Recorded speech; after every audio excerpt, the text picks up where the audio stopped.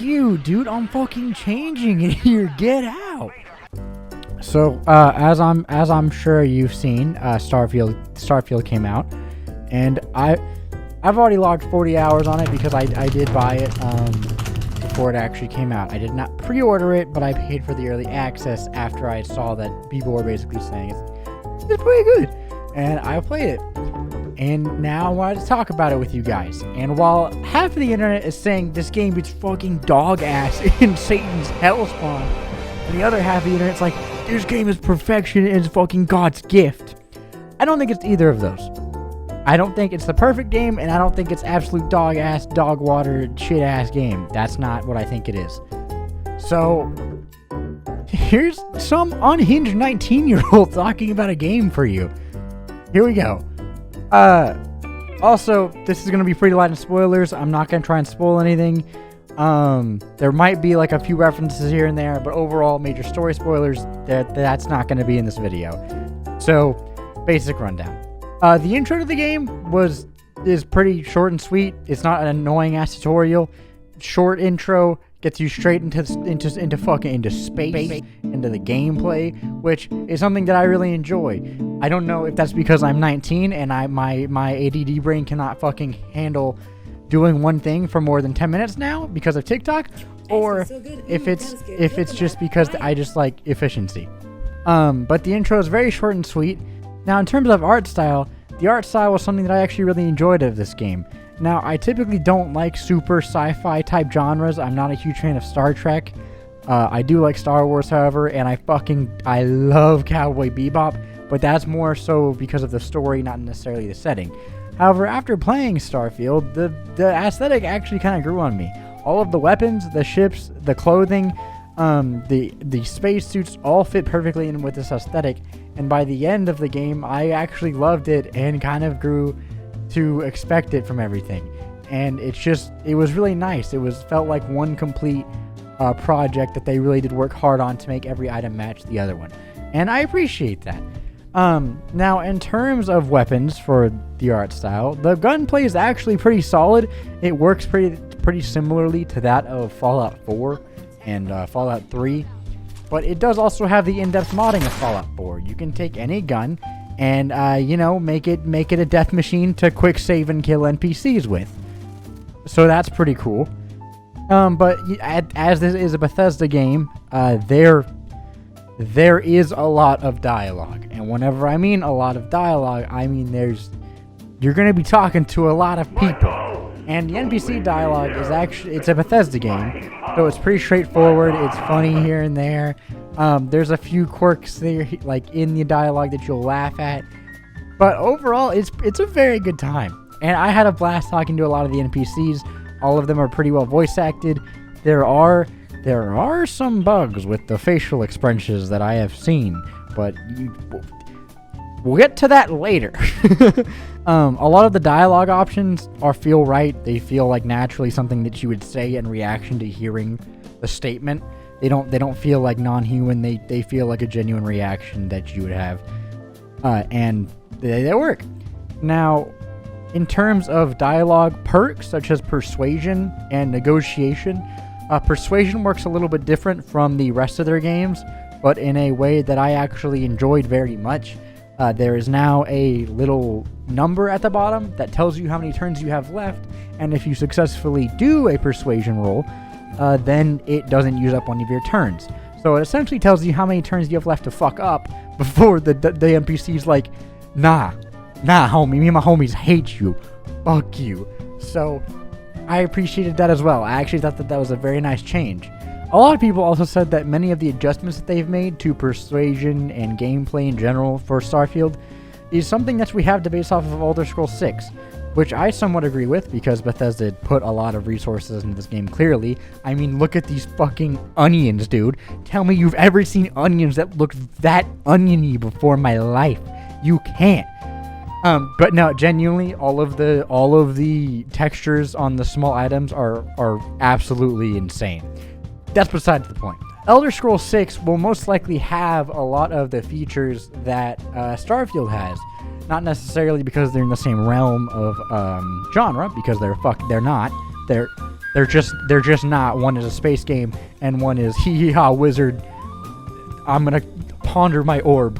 So that's not the reason why. It's just because it's made by the same developers, and so chances are that they're gonna use a lot of the resources from this game to also put into Elder Scrolls 6. The Persuasion bar being one of them, and that was one that I actually really enjoyed because it gave more of a visual indication of what was going on. And hand in hand with NPCs, since this is a Bethesda game, of course there are followers that will follow you to your death blindingly, like my obsession with Howl's Moving Castle. I don't get it, I don't know why, but I fucking love that movie, it's so beautiful. But all the followers are very well written, and there's obviously going to be fan favorites, and they're really not that annoying as the other like NPCs in Bethesda games, especially that really annoying one. You know what? Oh my god, they brought him back. They brought him back. Now, the story is actually very engaging and had me hooked for the entire way. And it was something that I expected, well, because it's a Bethesda game, but I genuinely loved every second of it and had a blast playing it. Now, the side quest, like any other Bethesda game, has a bunch of long storylines that you can go do, such as Fallout 4 and Fallout 3 and Fallout New Vegas. All of those games had those long arching backstories that you could do to get more invested in the world, and it helps with world building. And Fallout New Vegas absolutely Starfield absolutely has this.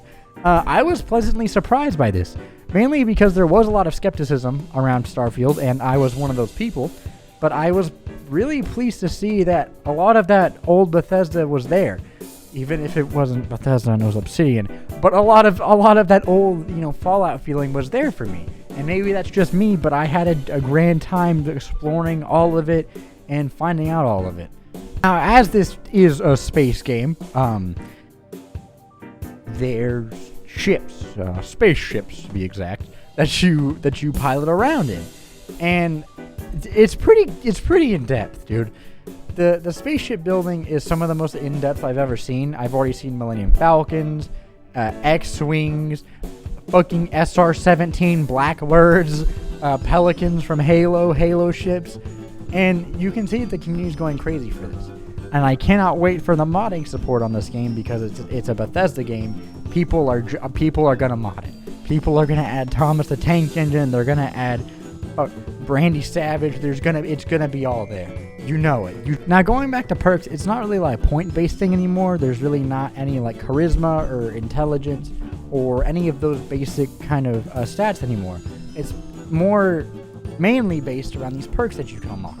And the perks work in the sense that you can get the base level for just like by using a skill point, but in order to actually unlock the second or third level or even fourth level of the skill, you have to complete the challenge of the skill prior.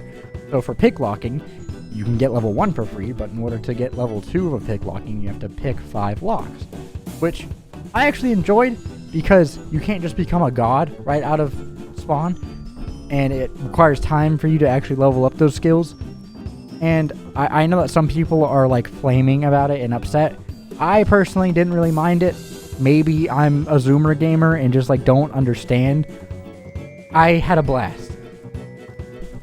And of course there's the old perks, such as, you have your ballistic weapons, your laser weapons, your persuasion, your pickpocketing, all the classics, and you have your entirely new perks, which go hand in hand with space. So you have your piloting, your missile targeting system, just like overall how your ship works, how just those kind of aspects of the game, which is a whole new fucking realm to dive into with your perks, which I really enjoyed, and had a very fun time learning because it was all new to me.